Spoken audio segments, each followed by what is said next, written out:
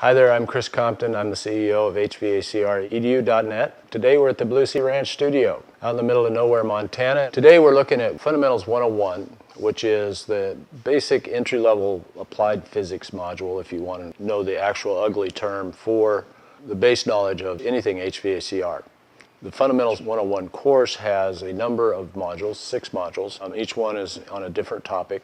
This one happens to be 101-5, which is what we call AirWorks. Ironically, air is one of the great mysteries of life for the average HVACR technician or student. We continue to find less than even close to satisfactory scores on national assessments in the air properties and measurement category. And that's after thousands and thousands of assessments of existing technicians. I'm not even talking about students. Air is one of the great mysteries of life, which is very ironic since air is the first word in air conditioning.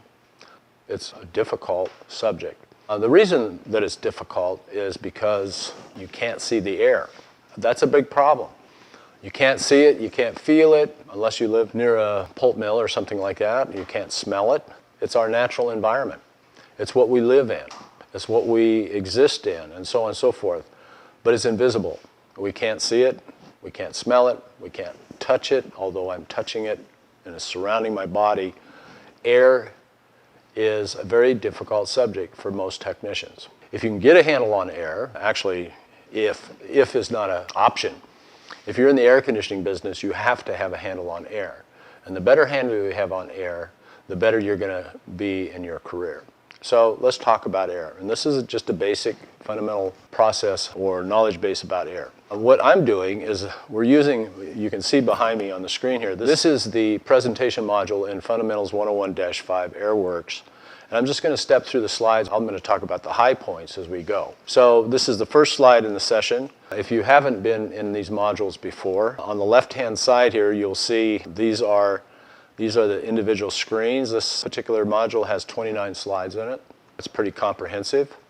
We happen to be on slide 1. I'm going to go to slide 2. In every module that we have, it tells you about the features and functions of the modules. This one is talking about the audio player and so on, the information sidecars, the links and so on. You guys can figure that out as you go.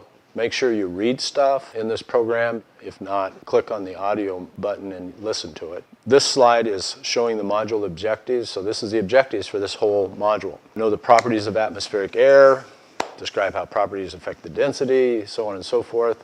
Once again, I'm not going to read this stuff. You guys can read it. It's not important that I read it since you're looking at it.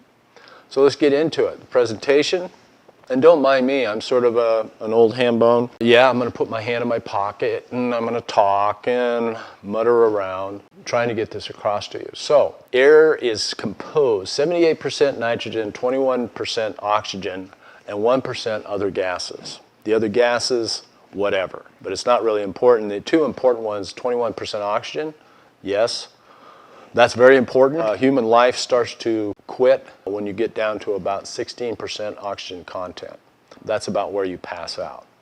As you can see, atmospheric air at sea level at normal altitude, atmospheric air is 21%. If 16% is where you start to pass out, that's only 5% difference between normal and pass out. We live on a very, very close edge here. Nitrogen, 78%. So that's the majority of what you're looking through when you're watching this program or anything else. Standard air. Dry bulb temperature, 68 degrees. Wet bulb, 51.5. Atmospheric pressure, 29.92. Specific volume, 13.33. And that's 13.33 cubic feet per pound. Specific density, 0.07 pounds per cubic foot. I want to focus on those two. That's one of the big confusion areas on air. I was just talking to a guy in New Orleans last night. He was freaking and peeking on what that stuff meant and how to calculate, because at the end of this module here, you know probably by now that there's a 20-question exam. And the 20-question exam, we're going to ask you to do calculations of air properties, i.e. figure out how many cubic feet, figure out how many pounds, etc. So standard air, which is our baseline, and that's what these conditions are listed here. Standard air is that. 13.33 cubic feet per pound and 0.075 pounds per cubic foot. They're reciprocals of each other. And when I say reciprocals of each other, if you've never played the reciprocal game, here's what I'm talking about. Specific volume, 13.33 cubic feet per pound, which means that if you take one of those cubic feet, that's a 12 by 12 by 12, it's going to weigh 0.075 pounds. If you take 0.075 pounds times 13.33, you're going to end up with a pound, 1. Okay, so let me exercise that thought. I'm going to go 1 divided by 13.33 equals, boom, 0.0750, and then the decimal places go on and on. When you're dealing with air or anything else that we are taking measurements of in our business, if you go 2 places, at the very most 3 places to the right of the decimal point, you're far enough. So, but here's the reciprocal. Okay, now if I take this number, 0.075, this is a reciprocal of specific volume, which happens to be density.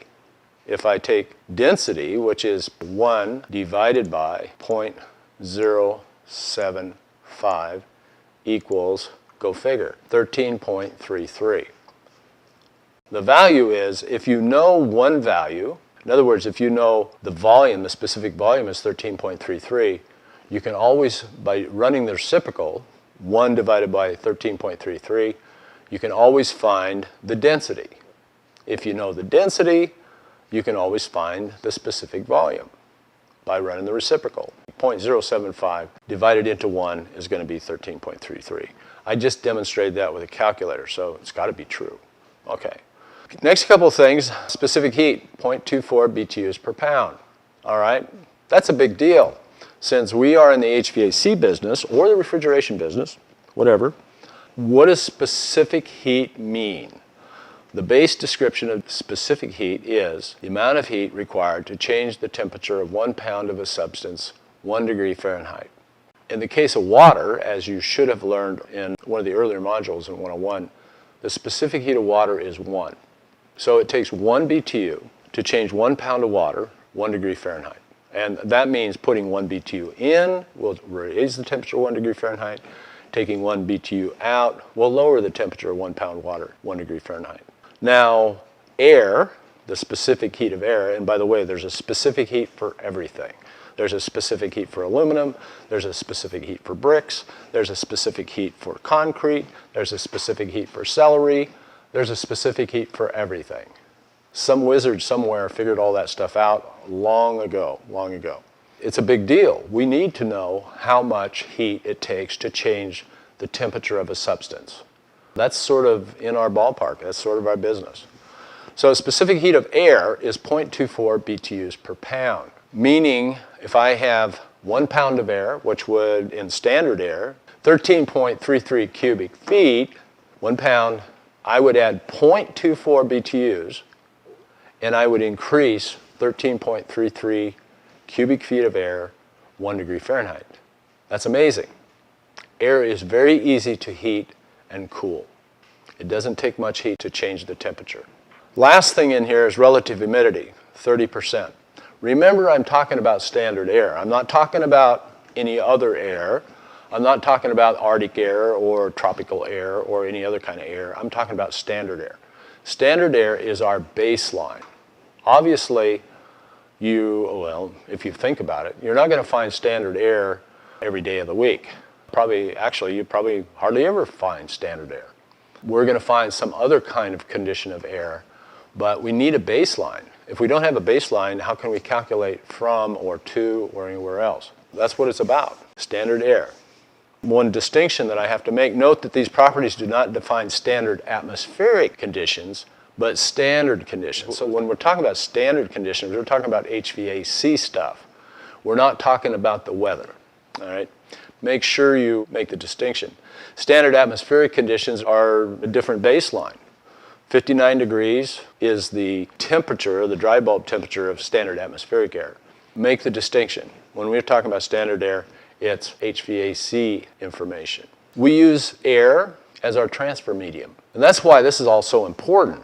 If you're working on a warm air furnace, if you're working on an air conditioning system, which is blowing air through an evaporator coil that is taking the heat out of the air as it goes through, running air through a heat exchanger on a gas furnace, which is putting heat into the air as it goes through, running air through a dehumidifier, which is condensing the water out of the air as it goes through. All of these things that I'm talking about, and air conditioning in general, remember we are talking about air conditioning, all these things are running through something that is conditioning the air. I call it sort of like a conveyor belt. You can see my little conveyor belt thing down there. Essentially that's what it is. We have air going through, we have air coming out of the space. It says conditioned space here. We have air coming out on the return. It's going through the furnace in a cold state. That's why it's blue. Going through the furnace, coming out as a warm temperature, going back into the space. That, to me, looks like a conveyor belt. Conveyor belt that's moving heat. And the way that we're moving heat is we're moving it with the air. That is also called our transfer medium. Air is one of our primary transfer mediums for heating or cooling systems, or a lot of other systems, actually. It's something we live in. You can walk through an airstream and feel good. You know, it doesn't knock you over. It's that kind of a thing. Comfort is what we're trying to achieve with air.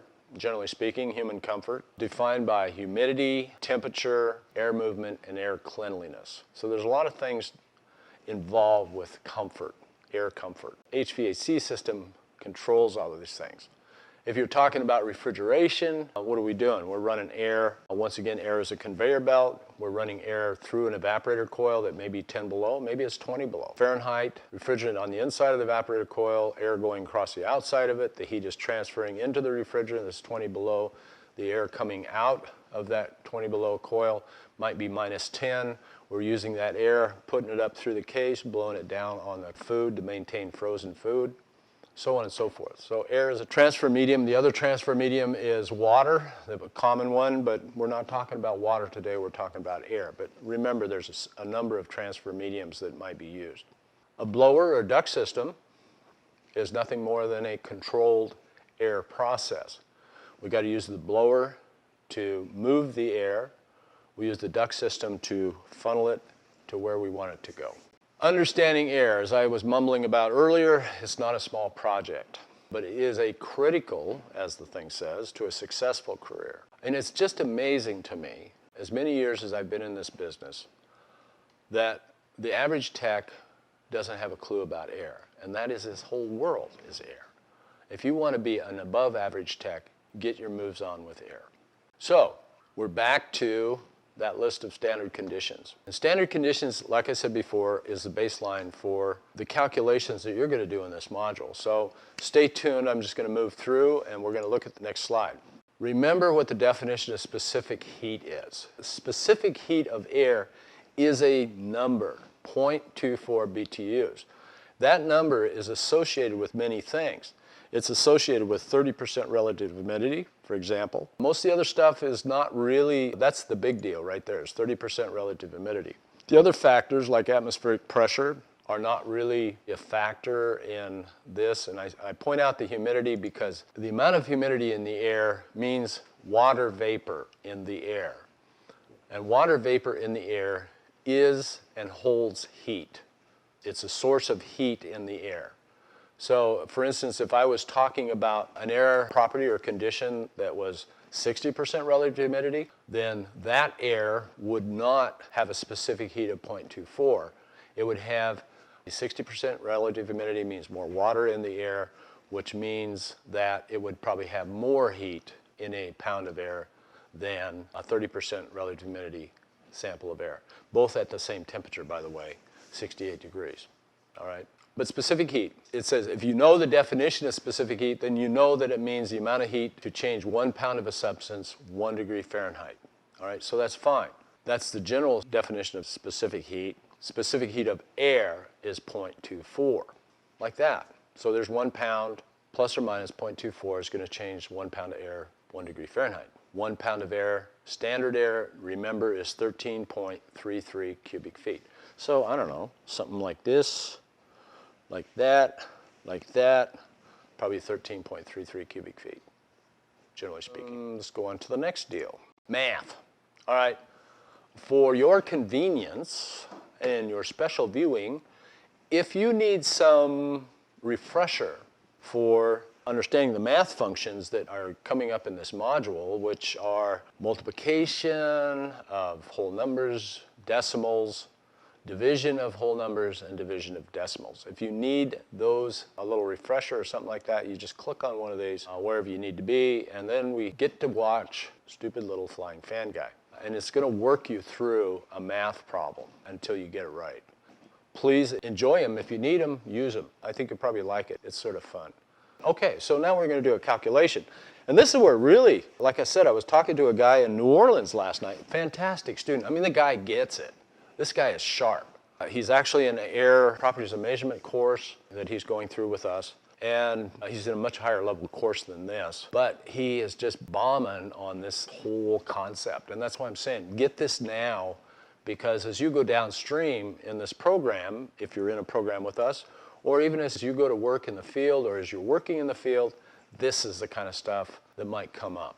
So air, in the first example, it's pretty simple if you know how to calculate volume. We've got an 8 by 20 by 25 room. Do the math, it comes out 4,000 cubic feet, okay? If you can't do the math, go back and review that math principles that were in the previous slide. Okay, so the exercise, it says convert cubic foot air to pounds of air, and remember, we're using standard air. So don't get off the track here, just go with the flow. We're using standard air. That's the exercise. Two ways, okay? We know the volume, right? So the number we would use to calculate this is right here, 13.33 cubic feet. There's 13.33 cubic feet of standard air per 1 pound. We know that we have 4,000 cubic feet of space in the volume. So it's just a matter of doing the division. La-ti-da, we get 300 pounds. And like it says here, nearest whole number. When you're doing air calculations in the HVAC world, it's generally not an issue to get down to the really nitty-gritty. You know, plus or minus a couple of cubic feet, a pound here, a pound there, it's not going to really be that important, okay? But getting close is important. The other way to calculate it is to use density. Use the density number. The density is 0.075 pounds per cubic foot. You can see it in the math down here. We do have 4,000 cubic feet of air, of space, times 0.075 cubic feet. That's how much each cubic foot weighs. And we come out with the same answer, 300 pounds of air. All right, now, this next exercise says calculate heat needed to raise 300 pounds of air 10 degrees, in other words, from standard air of 68 degrees to 78 degrees. That's a 10-degree rise, all right? We know that the specific heat error is 0.24. 0.24, don't stop there. Say 0.24 BTUs per pound. So to calculate for 1 pound, and that's my recommendation, a lot of these calculations, it's much easier. So in this case, we have 300 pounds, right? We found out how many pounds we got. So rather than for the big long bomb number, I recommend that you calculate how much heat you would have to add to 1 pound to raise it 10 degrees, and then take that times 300. But you can see the math, all right? 0.24 BTUs times 10 degrees would be 2.4. That's pretty easy math. That will raise 1 pound of air 10 degrees, all right? Then I just took that times 300 because I have 300 pounds of air, and that equals 720 BTUs to raise 300 pounds of air 10 degrees. In the big scheme of things, you could take this size of a room, 8 by 20 by 25, add 720 BTUs to it, and you'd raise the temperature 10 degrees. That's not a lot of heat, by the way. That's not a lot of heat. Oh, wait a minute. There's a moose out here. Let's go look. Come on, let's go look at the moose. Stay. She's still there? Oh yeah, she's there. We have a lot of friendly critters around the Blue Sea Ranch. Hi, Mrs. Moose. That's our Appaloosa moose. Okay, so one thing that I like to make a point of, we've been talking about BTUs. At this point in time in this course, 101, understand what a BTU is. And here's the best description I have of a BTU. One wooden kitchen match, ignited, okay. When this thing, and I'm not going to hold on to it forever, when this match totally burns up, and it's getting very close to burning my fingers, ouch, if I let it burn all the way, of course I'm not going to hold on to it, totally burned up, this match would be 1 BTU. That's a good reference point for how much a BTU is. We're talking about that wooden kitchen match would heat up 1 pound of air 4 degrees. Think about it. 0.24 is about a quarter of a BTU. I mean, it's like 1/100th off of a quarter of a BTU. So 1 BTU would heat up 1 pound of air 4 degrees. See if you can sort of grab that relationship. So we did the math here. We found out that 720 BTUs will raise 300 pounds of air at 10 degrees Fahrenheit. So here's the next exercise. Convert CFM, cubic feet per minute, airflow measurement to pounds per minute, and then pounds per hour. I've said it once, I've said it 7 million times. We don't move heat by CFM. We move heat by the pound. One of the ironic things about the HVAC industry is that, especially with air, we measure it in CFM. It's always cubic feet per minute. That's our standard measurement process for air. But at the end of the day, we don't move heat by cubic feet per minute per se. We move heat by the pound of air. So that's the importance of knowing density and volume. Density and volume. So we're going to convert CFM, cubic feet per minute airflow, to pounds per minute and then pounds per hour. A heating system moving 1,200 CFM of air. All right, so let's do the math. Question 1, how many pounds of air are moving through the process per minute? 2 ways to calculate. Once again, whether you're going to use a specific volume of air, 13.33, or whether you're going to use a specific density of air, 0.075. And I'm sorry, I apologize. Whenever I'm dealing with a student and they say 13.33, I will say what? And the answer is cubic feet per pound. If I say 0.075 and you don't finish it off, I'll say what? And the answer is 0.075 pounds per 1 cubic foot. Keep that straight. So the math, pretty simple. 1,200 CFM divided by 13.33 equals 90.02 pounds. Forget about the 0.2, not important. Next thing. So if I have density, I'm going to go 0.075 times 1,200, because that's how many CFMs I got. Once again, 90. All right, so 90. That's 90 what? Well, the tag on the end of that, since we're dealing with cubic feet per minute, that would be 90 pounds per minute. Simply amazing, isn't it? 90 pounds of air in a minute.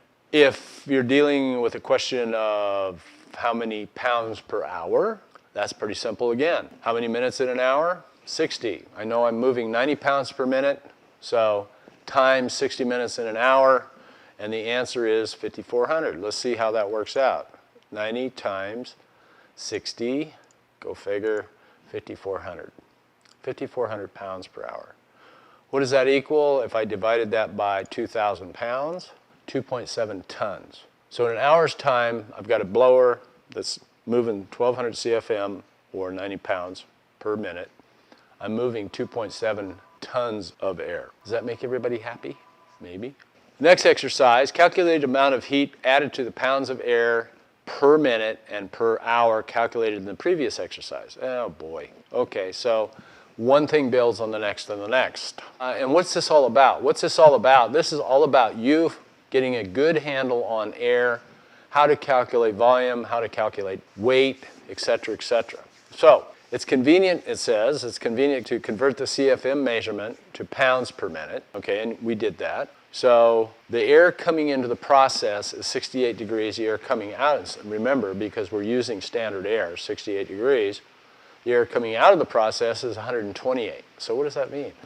68 in, 128 out means that we're raising it 60 degrees Fahrenheit. So we're adding 60 degrees to 68 degree air. What does that sort of line up with? Well, that could line up with a number of systems. If we're adding heat to the air, that means that we're in a heating process. Go figure, right? So 128 degrees, that could be a heat pump at the high end. That could be an electric furnace. That could be maybe a gas furnace. Probably not an oil furnace. Oil furnace is probably going to be higher than that, okay? So just as a FYI, we could be talking about a number of different types of heating systems. We're going to calculate the amount of heat added to the pounds of air per minute and then per hour. So Temperature rise from added energy through the process is 60 degrees, so we have a 60-degree temperature rise. Calculate the amount of heat to increase 1 pound. Remember, I prefer or I recommend that you as a student go and figure it out for 1 pound first and then do the multiplication to find out total heat per however many pounds you're working with. We already figured out how many pounds, 90 pounds, in the previous slide. So specific heat of air 0.24 times 60, because it takes 0.24 BTUs to raise 1 pound of air, 1 degree Fahrenheit. We are going 60 degrees Fahrenheit. So that's the 0.24 times 60, right? Okay. Comes out 14.4 BTUs. So that's how much heat it takes to raise air, 1 pound of air, 60 degrees. We happen to be raising 90 pounds. So once again, it's a multiplication function. 90 times 14.4 equals 1,296 BTUs. And then what does it say? Per minute. All right. The other part of the question was how much per hour? So from our previous math, we know that it's 54 pounds per hour. Once again, it's a multiplication question, 2 ways to calculate in this case, but they both come out to the same. 1,296 BTUs per minute times 60 minutes in an hour equals 77,760 BTUs per hour. Or I could go for the big deal, 5,400 pounds per hour times 14.4 BTUs per pound. It still comes out the same. Depends on how you want to approach the math. Typical medium-sized heating system for, residential application, 77,000, yeah, in that ballpark. What do we got next? Oh my gosh, psychrometrics. Most technicians in the field, and remember, if you are a student of HVACR looking to get into a career, as a matter of fact, a fantastic career, it's kept me engaged for 40 years. If you are a student looking to get into this career in a good, solid way, understand air. That's all there is to it. And understand it going in, not after you've been there for 10 years. It's a little bit late after that, all right? But the good news is, once again, as I talked about earlier, based upon our assessment of technicians in the field, and I'm not talking about 2 technicians in the field, I'm talking about thousands and thousands of technicians in the field over the last 20 years that I've been teaching online. One of the things we do is we assess the existing workforce so that we can help them gain the knowledge that they need in their job, all right? Air is the bomb. Air, they don't know it, they don't understand it, etc. If you're an entry-level student, you get a handle on air coming out of the gates, boy, does that give you a competitive advantage. It gives you a great advantage in the workplace. If you're an existing technician trying to finesse your career, it gives you a great advantage. The more you know about air, the better off you're going to be.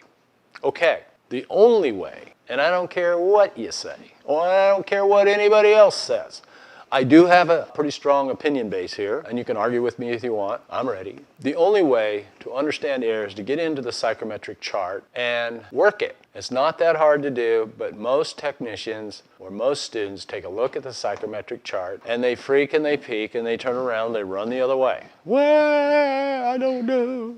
No. Psychrometrics. Give me a break. Give me a break. Are you in the biz or what? If you're in the biz, get into it. So, let's just take a quick look at the psychrometric chart.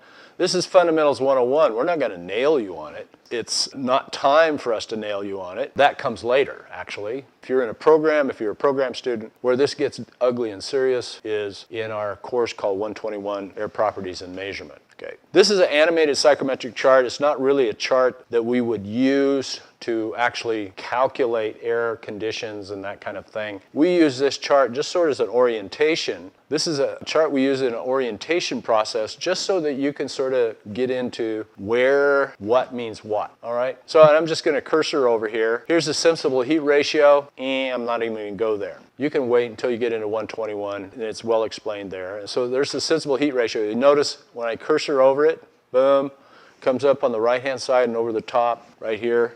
These yellow things, yeah, that's the sensible heat ratio. Like I said, I'm not going to go there on this session. Then there's the wet bulb temperature.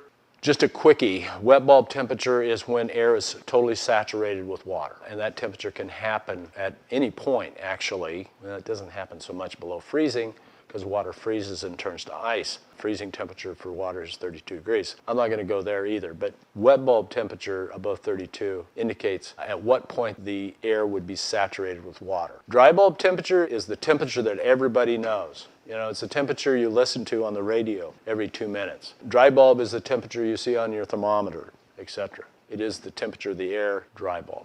Grains, pounds of water, nope, I'm not going there in this session. Volume, now we've already talked about volume. So this is a pretty easy lead-in. 15, 14.5, 14, 13.5, 13.0. What am I talking about? I'm talking about right there, 13.33 cubic feet per pound, standard air, okay? You can see it, it says cubic feet per pound of dry air. All right, so these are the specific volume indicators. Dew point, nope.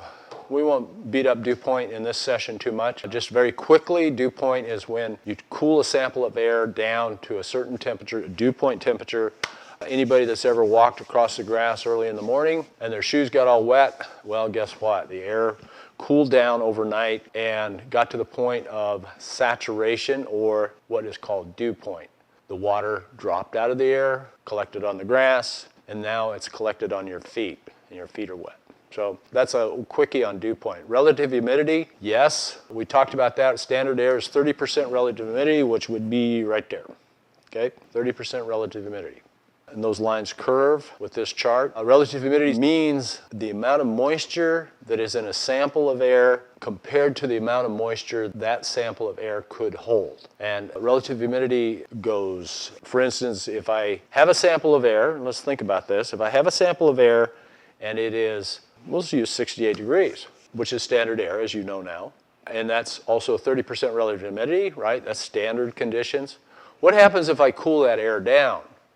Well, if I cool that air down, the relative humidity is going to go up. So the relationship is like this. Temperature of air drops, relative humidity goes up. Okay, the colder the air goes, the higher the relative humidity goes, because cool air, what does it do? When you cool a vapor, if you know anything about your gas laws and that kind of stuff that you studied in a previous module, when you cool the air down, what happens to the volume? Shrinks. It contracts, right? Okay, so I had this air, 13.33 cubic feet, 30% relative humidity. I cooled it down, let's say I cooled it down 20 degrees. Boom, air shrunk, okay? Which I still have that water in that sample of air, but now that sample of air is smaller. So relative humidity goes up. Sort of like that. If you cool the air down enough, as relative humidity goes up, it's going to hit this line right over here, which is 100% saturation, and you're going to hit dew point. Go figure. So that's relative humidity. Enthalpy. Ooh, ugly word, ugly word. Every technician I know goes, enthalpy? No, no, don't tell me that. I don't want to know. Give me a break, technicians. Come on, students. Are you in this business or what? Enthalpy is how much heat in a pound of air, okay?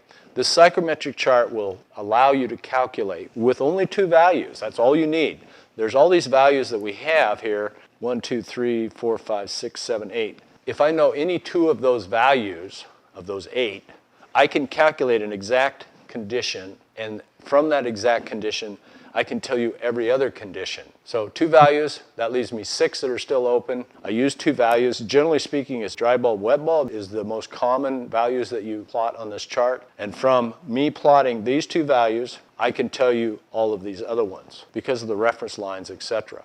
Enthalpy is how much heat is contained in 1 pound of air that's plotted somewhere inside this chart, whether the air is what temperature or whatever. You know, here's my dry bulb temperature lines right here, 32 through 120, right? So if I'm in that realm of dry bulb temperature, I can tell you everything else about it. So that's pretty cool. I love the psychrometric chart. You will either love it or hate it, one or the other. All right then. So there's a little indicator. These next slides go through pretty much the definitions that I already went through. Here's the dry bulb temperature, here's the lines, same thing that we just went through. Here's wet bulb temperature, here's the way, of course, this is the antiquated way. Yeah, this is the old sling psychrometer. Maybe you've seen them, maybe you haven't, maybe you will, maybe you won't. More than likely you might see them in a museum somewhere anymore, but I don't know, there's a number of technicians that probably still use them. There's nothing wrong with that. Here's just an example of modern day technology. Here's a digital psychrometer. Much easier to use, by the way. All you gotta do is turn it on, stick the probe in the airflow or wave it around in the air that you're trying to sample. And pretty soon it's going to tell you wet bulb, dry bulb. Nice. This just happens to be one model. There's a bunch of them out there. Every major instrumentation company. This happens to be Testo, a good company, and then everybody else has got similar products, great tools. You got to have one of these in the biz, folks. I recommend the electronic model of some type. If you don't have one, you don't know what you're doing. Well, maybe you know what you're doing, you just don't know what you're measuring. And if you can't measure, you can't tell, just like that. So that's wet bulb. I've already more or less talked about these. There's enthalpy, and so on. This is about enthalpy again. We'll let you guys figure that out. Relative humidity, dew point, specific volume, specific density. You've already seen this on the animated psychrometric chart that we showed you earlier. This is just breaking it out line by line again, but there's nothing else on the chart, as you can see here. These are the wet bulb temperatures. They slant from the lower right up towards the lower left. You can see the temperature scale here on the side of the chart. This whole thing about the psychrometric chart in this 101-5 AirWorks module is an orientation to what is coming later in your program, or if you're not in a program, maybe you're a workforce guy, you want to upgrade for air, then the next thing you would do is probably take 121, which is our air properties and measurement course. And that's where you get deeper and steeper into psychrometrics. Enthalpy, once again, here's the lines. You notice that they look almost the same as the wet bulb lines, and they are. They're on the same slope, but they go out and they intersect the scale on the left-hand side here. And just as an example, here's 32. That's 32 BTUs per pound of air, and this is 36, 40, etc. The enthalpy scale is where the money's at. That tells you how much heat is in that sample of air. The next one is, well, I talk about enthalpy. You guys can read this. You have access to this. You're in the course, so you know what's going on here. Enthalpy, and I go on about it, change is a big deal. Notice this up here, a difference in enthalpy, delta H. The little triangle or the little pyramid sign means delta, H means heat, so what this is, heat difference. Okay? Heat energy in, enthalpy increases, heat energy out, enthalpy decreases. Pretty straightforward, pretty simple. Relative humidity, here's the relative humidity lines. You notice this outside line on the psychrometric chart is the 100% line. In other words, you can't get no more water into that air. I mean, I shouldn't say water, I should say water vapor, because it's not liquid water, it is vapor water. If you get beyond the 100% relative humidity line, go figure. You're going to have condensation occurring, i.e. rain, etc. Or in the case of air conditioning, you're going to have water on the coil. You're going to have condensate. Once again, these are the relative humidity scale. Here's a hygrometer. A hygrometer is what you use to measure relative humidity. Here's a funny cartoon, I think. It's not the heat, it's the humidity. Humidity is a big deal in the area of comfort. Big deal. If you're down in the southeast part of the country or the Midwest in the summer, it's 90 degrees and 90%, you're going to be wet. Yep, and uncomfortable. If you're up here in the beautiful, lovely Northwest, our relative humidity is pretty standard. I mean, summer times, it's wonderful. Our relative humidity is fairly low, 30, 40%, that kind of thing. But it depends on where you are in the country, what the weather conditions are. And of course, as you know, you're the one that creates the inside weather, so you can control that. Dew point, these lines go straight left to right across the chart. So dew point is the temperature the air comes completely saturated. I'll let you guys read the rest of it. You'll figure it out. Specific volume, we've talked about that quite extensively at the beginning of this lesson. Here are the specific volume chart lines. You can see 13.5, 13.3, so this would be 13.25, this one between the two. And then just a little bit to the right of that would be 13.33, which is standard conditions. We talked about that. Just a little example here is 12.5 cubic feet for 1 pound at 35 degrees. If you know how to run a psychrometric chart, you'll find that you plot 35 degrees at some relative humidity and it's going to be 12.5, okay? If I add heat to it, what happens to that air? It expands, okay? I took this 1 pound of air and now that 1 pound of air has expanded and now it takes up 14.5 cubic feet. One of the dynamics of a fluid, keep that in mind because it's an interesting thing that happens later. Density, once again, we're talking about specific density, which is the reciprocal of specific volume. Now we're talking about specific density, weight per unit volume. So density is pounds per 1 cubic foot. And here's sort of elaboration of what we saw in the previous slide. Cold air, you have all these molecules in cold air because it's compact, got a lot of stuff in it, a lot of molecules of air. As you heat it up, guess what? Those molecules get further apart and therefore the air is less dense. Why does a hot air balloon fly? It's because it's got hot air in it and it is less dense than the air surrounding it. Once again, specific density, grains, pounds of water. Don't really worry about this too much until you get into the higher level air properties and measurement stuff, but the psychrometric chart does show grains of water lines. You can see them here. The scale on the right-hand side is 0 to 250. 1 pound of water, and I think this is a test question actually. 1 pound of water has 7,000 grains in it. Don't ask me who figured that out, but that is the way it is. 7,000 grains in 1 pound of water. A Mythbuster. I love this. I love this, I love this. Mostly because I love busting myths, I guess. And this is the deal. Most people, including most HVAC technicians, which drives me nuts, they think that moist air is heavier than dry air. It's not true. It's the other way around. Dry air is heavier than moist air. And there's all kinds of indicators that I can throw at you to prove my point. But let's just get to the guts of this situation and talk about it. What makes up air? We've got oxygen, 21%, nitrogen, 78%, rare gases or other gases, 1%, and water vapor. Don't forget the water vapor. There's only a few places on the planet, literally, where you can even get close to 0% relative humidity, i.e. so dry that there is absolutely no water vapor in the air. One of them is a desert in Chile, of all places, and even there, hardly ever will you see 0% relative humidity. It's almost impossible to get that on the planet. So, what am I talking about? Why is dry air heavier than moist air? It's because of the water vapor. Think about it. Okay, and I talk about it here. Totally dry air would only be oxygen, nitrogen, and the other gases, but most air has water vapor in it. What is water vapor? Water vapor is right here, the hydrogen atom. The hydrogen atom is the lightest element that is known. It has a 1 electron and 1 proton, and that makes it the lightest element known to man. What is water made from? Water is made from H2O, meaning they have 2 hydrogen atoms, here they are here, and 1 oxygen atom. So I've got 2 hydrogens, 1 oxygen, that makes up H2O. If hydrogen is the lightest element on the planet, then what I'm doing when I have water vapor in the air, that means it is displacing other elements, oxygen and nitrogen, right?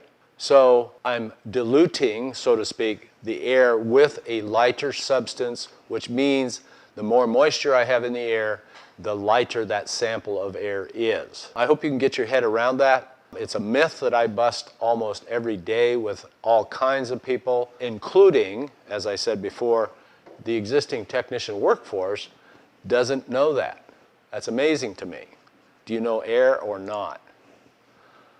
Conclusion. I hope that this gets you started in your study of air. If you're in the air conditioning business, which I assume you are, otherwise why in the heck would you be watching this? If you're in the air conditioning business, one of the most important things you can understand in your trade, in your job, in your career is the properties of air, what's it made of, how does it work, what's the heat transfer capabilities of air, on and on and on. So I hope you got some value from this little lesson, and I will see you for another one.